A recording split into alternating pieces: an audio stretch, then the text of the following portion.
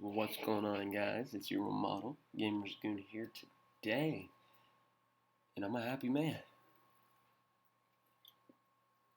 Mountain Dew, sponsor me. Happy man today. Happy man. Bears got a victory. That always goes well.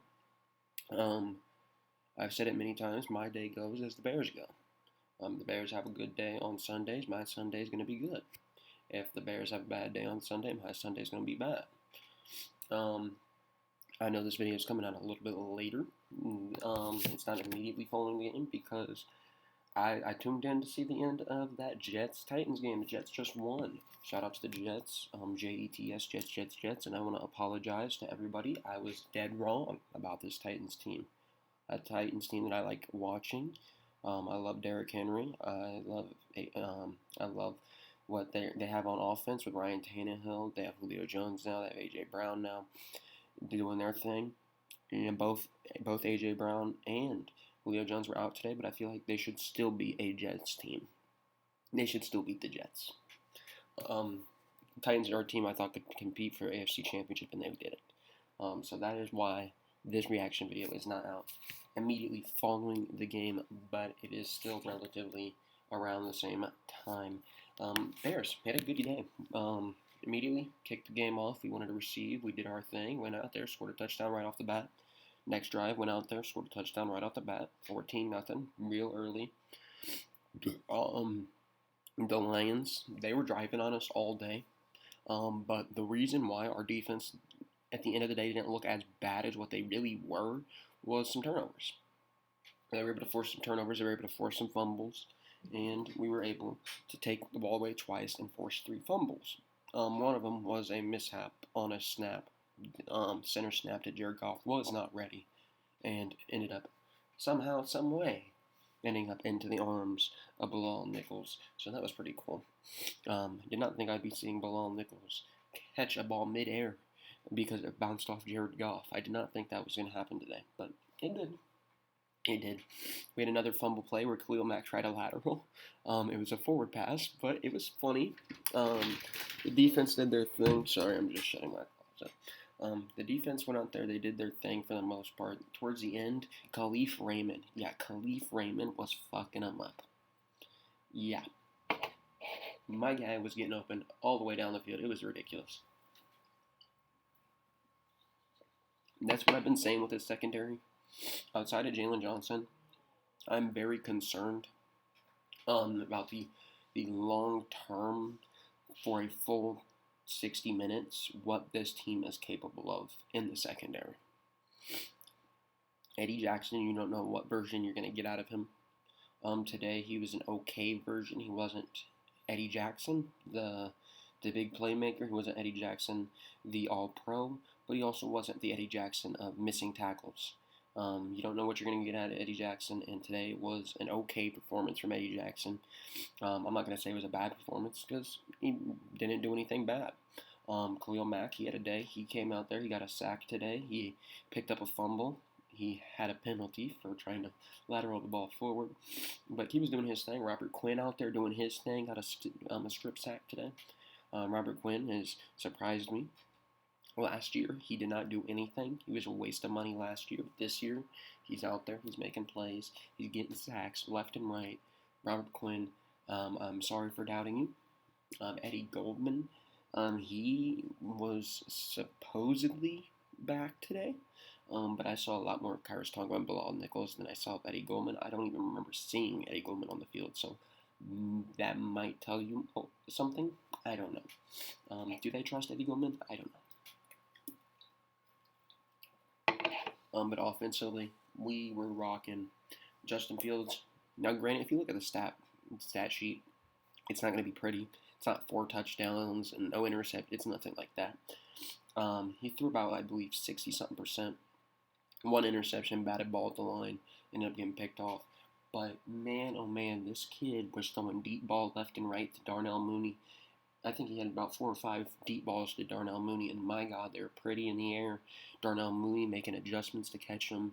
Darnell Mooney with a one-handed snag. That was a bad throw from Justin Fields. That was the only deep ball that I think he threw bad. He had another deep ball to Cole Kmet that Cole Kmet slipped on that I thought was a great pass. But he did have a bad pass to Darnell Mooney. Darnell Mooney made the adjustment and made a one-handed snag. He threw it towards the sideline. Darnell Mooney was able to adjust his body and get it to fall right into the breadbasket, just as they teach you. You don't really see it because you have players trying to catch like that, but Darnell Mooney just let it fall into his arms, body, and did his thing. Allen Robinson came out there. He had his first few big plays of the season, man. We're throwing the ball deep to Allen Robinson. He wasn't the main target. Darnell Mooney had, I believe, 125 yards. And Allen Robinson himself, he had, give me a second. Darnell Mooney finished 5 receptions, 125, and Allen Robinson finished with 3 receptions, 63. So the passing game was there. The run game was there.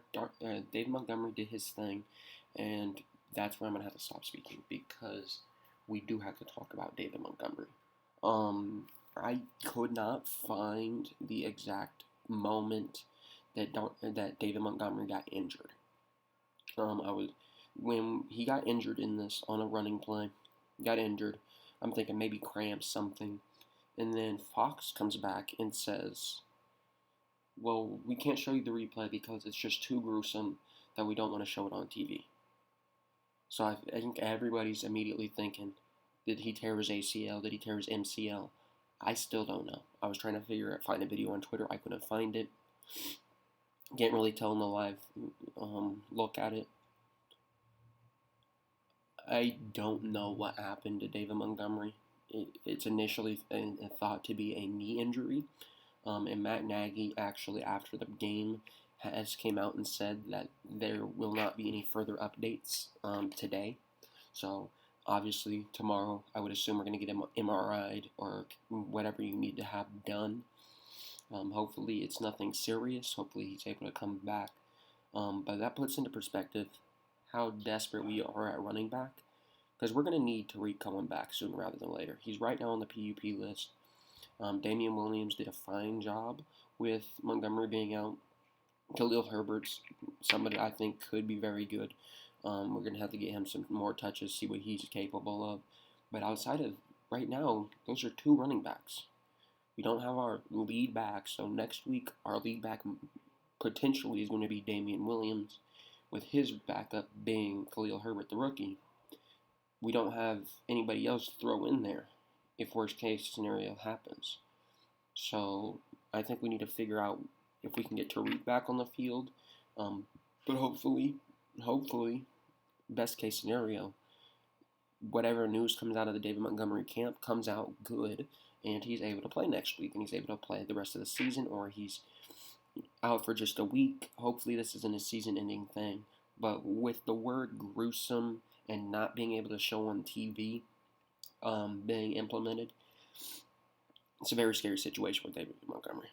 He did tweet out something just a little bit ago. Let me see if I can pull it up. He tweeted out, "You are an awesome God," 13 minutes ago. I don't know. Is he saying that because he avoided a major injury? Hopefully that's the case. And hopefully he's good. Because obviously David Montgomery is going to be somebody that we're going to want to use going forward, because he has been one of, if not the best players on the entire roster, not even just the offense, the entire roster. And I've been saying it for the last year. He's the best running back in the league if he wasn't on Chicago.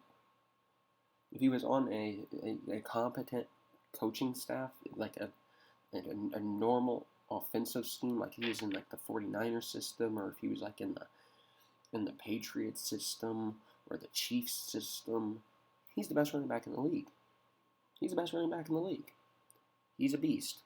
So hopefully everything comes back good for David Montgomery. Prayers out to my boy. And that's going to be where I conclude it. We were able to win today, 24-14. Able to do our thing. Justin Fields came out there, ball did his thing. Darnell Mooney came out there, ball did his thing. Allen Robinson, his biggest game of the year, went out there and did his thing. Defense went out there and did their thing. But we got some question marks going into next week. As for Matt Nagy in that situation, I'm right now I'm on the belief that we actually keep Matt Nagy, at least till the end of the season. I don't want him here next year, but it makes zero sense to ruin the team chemistry or anything like that when we don't have a draft pick. First off, and second off, we have to make the it's playoffs or bust. There's nothing else that we can get out of this season. We're not getting a draft pick, so it's either the playoffs or we don't do anything. So we have to do what's best and keep Nagy around. Whether or not it's going to hurt us or help us this season is to be seen. Hopefully, I believe Bill Lazor was calling the plays today, so shout out to him because it looked like a much better game plan than they had last week against Myles Garrett and company. But I'm going to get on out here. Thanks all for watching. I'll see you next time.